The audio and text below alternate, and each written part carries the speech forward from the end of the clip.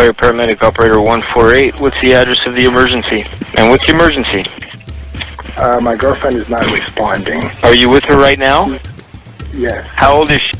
She's not awake. Okay, can you wake her up? Can you shake her and yell at her?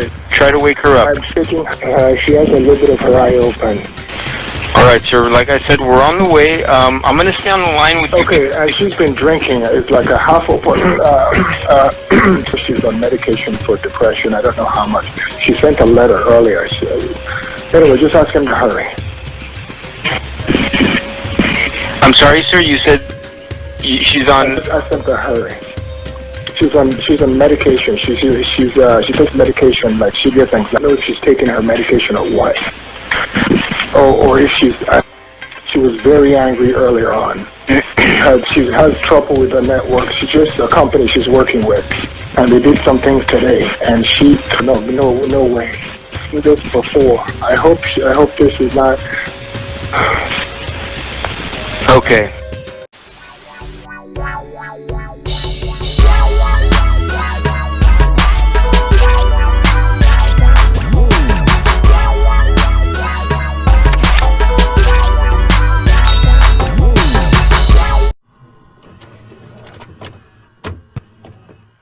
What's going on, YouTube, and welcome back to the channel. I hope you guys are having a great start to your day.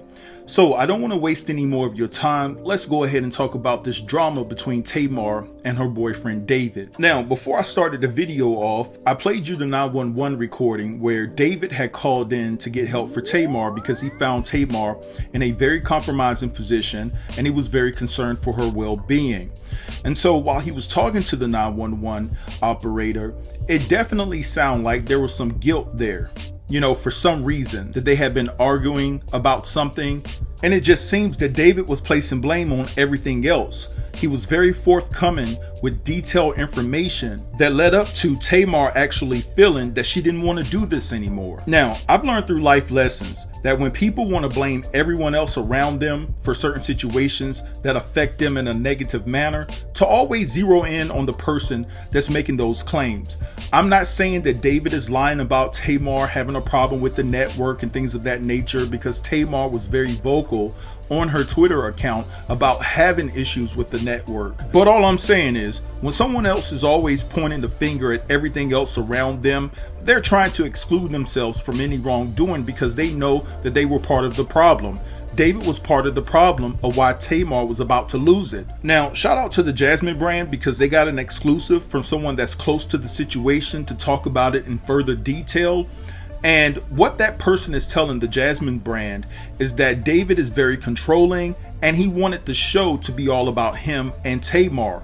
You see, Tamar is filming her reality show called Get Your Life, I believe it's called. And they're reporting that David tries to act like he wants to be behind the scenes, like he doesn't want anything to do with filming. But when it's time to get on set, he's trying to be in every scene. So they're saying that David's behavior on the show with Tamar and production was alarming. He wanted to be very involved and wanted to be on camera, way more than expected from the very first day. David constantly acted like he wanted to be behind the scenes and didn't want to be on camera. But when production began, he was always trying to be on camera. Even when he wasn't scheduled to be in a scene, he would make sure that he was involved in some way and would make the scene about him so that he could get more time on camera. He wanted this to be the David and Tamar show. And when he wasn't there, he was always calling Tamar and stressing her out. Production was concerned more so with how he was affecting Tamar's ability to focus on working on herself, which is what she said she wanted to do.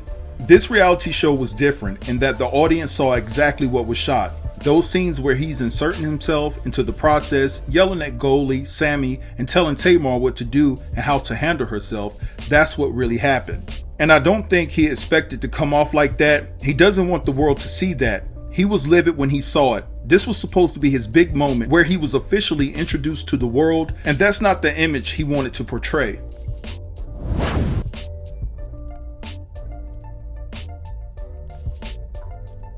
Alright, so we heard what they had to say in regards to how David is conducting himself on set. He's playing this role like he wants to be behind the scenes, but David actually wants to be the star of the show, basically. Now, we do know that it's not uncommon when it comes to reality television that the producers will edit certain scenes to make it look a certain way.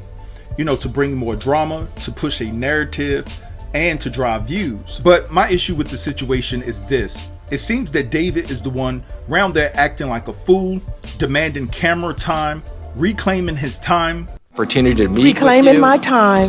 And on top of that, he's trying to control Tamar. And not only Tamar, he's trying to control the network.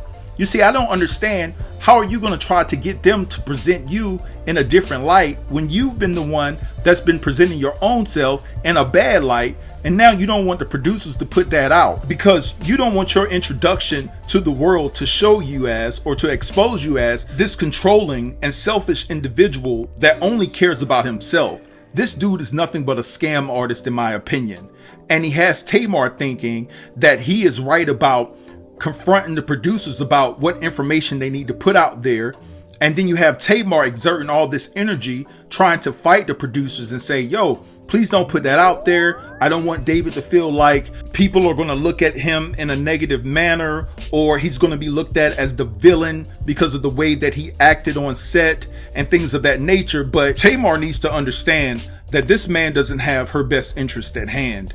And possibly this man is just looking for a come up off of her name. And what I don't understand is if David is calling her on set, harassing her, and trying to put little bugs in her ear so that she can go and wrestle with the producers, but he can call her for all of that, but can't call her and say, hey babe, I have the $25,000 that we need to pay for rent this month so we don't get evicted out of the Ritz-Carlton. He doesn't have that to say to her, but he has everything else to say, and he's trying to control the narrative of a show, and you can't even pay the $25,000 that y'all are trying to scrape up and y'all are scrambling for.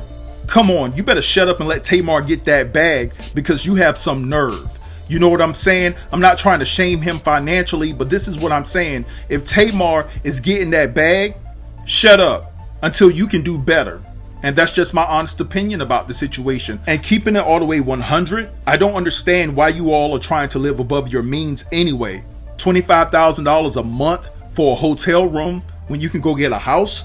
I mean, what kind of logical sense does that make? I just don't get it. Stop living above your means. I mean, what's up with all these people trying to keep up with the Joneses? It's not embarrassing to have to downsize or downgrade because you've been financially hit. Due to the things that are happening in this country right now, a lot of people have been financially hit. And so what's more embarrassing to me is that if you get evicted for trying to live above your means and you couldn't pay for it, that's more embarrassing. But in my estimation, if you have to downsize and downgrade and go get you a cute little condo and just chill until, the things in this world subsides, then why not do that? Stop trying to keep up with the Joneses. A lot of this stuff has been brought on by Tamar herself as well, wanting to live this lavish lifestyle like her sister Tony, and then probably end up filing for bankruptcy. I'm just keeping it all the way a buck. But anyway, I'm gonna let this go and let y'all have that in the comments. Drop down and let a brother know what you think about the commentary within this video. Also, give me your true thoughts and opinions about David being controlling, and what do you think that Tamar should do in this situation? All right, don't forget to like, comment, share, and subscribe, and I'll get with you in the next video. Thanks for watching. Peace.